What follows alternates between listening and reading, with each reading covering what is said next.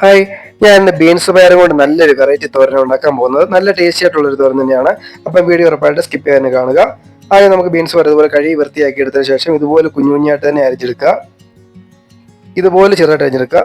ഒരു ക്യാരറ്റ് എടുത്തിട്ടുണ്ട്, അതും നമുക്ക് ഇതുപോലെ അരിഞ്ഞെടുത്തിട്ട് സ്ലൈസ് ആയിട്ട് അരിഞ്ഞെടുത്തിട്ട് അതും കുഞ്ഞു കുഞ്ഞായിട്ട് തന്നെ അരിഞ്ഞെടുക്കുക. ചെറുതായിട്ട് അരിഞ്ഞെടുക്കണം, ഇതുപോലെ അരിഞ്ഞെടുക്കണം. തോരനായതുകൊണ്ടാണ് ഇതുപോലെ അരിഞ്ഞെടുക്കുന്നത്. അതും ഇതുപോലെ തന്നെ അരിഞ്ഞെടുത്തതിന് ശേഷം നമുക്ക് ഒരു വലിയ പച്ചമുളക് എടുത്തേക്കുന്നത്. നമുക്ക് വേണമെങ്കിൽ 2 പച്ചമുളക് എടുക്കാം. ഇത് വലുതായതുകൊണ്ട് ഞാൻ ഒരെണ്ണം മാത്രമേ എടുത്തിട്ടുള്ളൂ. ഒരു അരമുറി സബോള എടുക്കുന്നുള്ളൂ. അരമുറി സബോള ഇതുപോലെ തന്നെ സ്ലൈസ് ആയിട്ട് അരിഞ്ഞെടുത്തതിന് ശേഷം കുഞ്ഞു കുഞ്ഞായിട്ട് തന്നെ അരിഞ്ഞെടുക്കുക. നമുക്ക് സബോളയും ബീൻസ് പയറും ക്യാരറ്റും എല്ലാം കൂടെ ആകുമ്പോൾ തന്നെ ഒരു 4-5 പേർക്ക് കഴിക്കാനുള്ള റെസിപ്പിയാണ് പറഞ്ഞു തരുന്നത്. ഇതുപോലെ അരിഞ്ഞെടുക്കുക. എന്നാൽ നമുക്ക് ഫ്രൈ പാൻ എടുത്തതിന് ശേഷം ഒരു 3 ടേബിൾ സ്പൂൺ സൺഫ്ലവർ ഒഴിച്ചതിന് ശേഷം 1/2 ടീസ്പൂൺ കടുക്, ഒരു 4 വറ്റൽമുളക്, പിന്നെ അരിഞ്ഞു വെച്ചേക്കുന്ന സബോള ഇട്ട് കൊടുത്തു, പച്ചമുളക് ഇട്ട് കൊടുത്തു. ഇന്ന് നല്ലതായിട്ടൊന്ന് മിക്സ് ചെയ്ത് കൊടുക്കുക. അതിനുശേഷം കുറച്ച് കറിവേപ്പിലയും കൂടി ചേർത്ത് കൊടുക്കുക.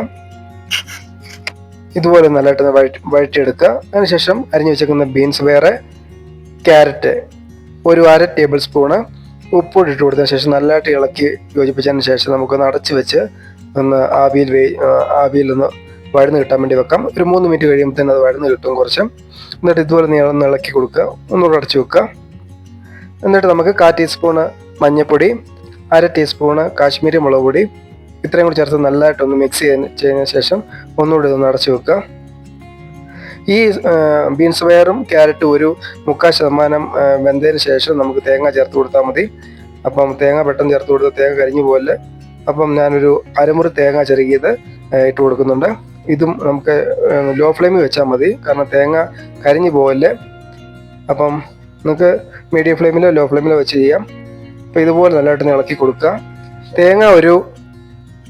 തേങ്ങ ഒരു ഗോൾഡൻ പരുവായതിന് ശേഷം നമുക്ക് പിന്നെ അത് മുട്ട ചേർത്ത് കൊടുക്കാം.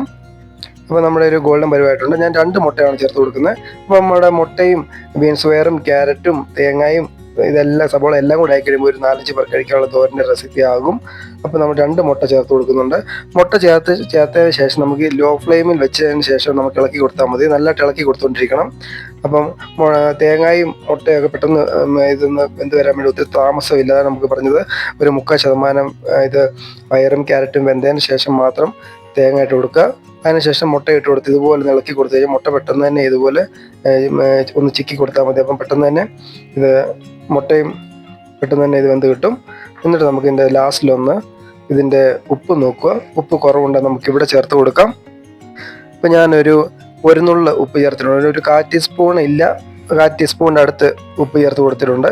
നിങ്ങളുടെ ഉപ്പിൻ്റെ ഒരു ടേസ്റ്റ് അനുസരിച്ച് ലാസ്റ്റിൽ ഉപ്പ് ചേർത്ത് കൊടുക്കാവുന്നതാണ്. എന്നിട്ട് ഇതുപോലെ നല്ലതായിട്ടൊന്ന് ഇളക്കി ഒന്ന് മിക്സാക്കി യോജിപ്പിച്ചെടുക്കുക.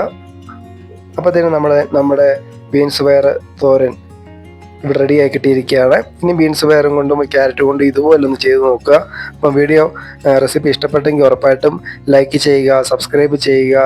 അപ്പോൾ ഉറപ്പായിട്ടും ഇതുപോലെ തന്നെ കുക്ക് ചെയ്ത് നോക്കുക. നല്ല ടേസ്റ്റി ആയിട്ടുള്ള റെസിപ്പി തന്നെയാണ്.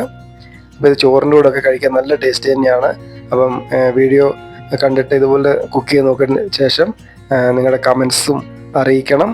അപ്പം പുതിയ വീഡിയോ ആയിട്ട് വീണ്ടും വരാം. Thanks for watching.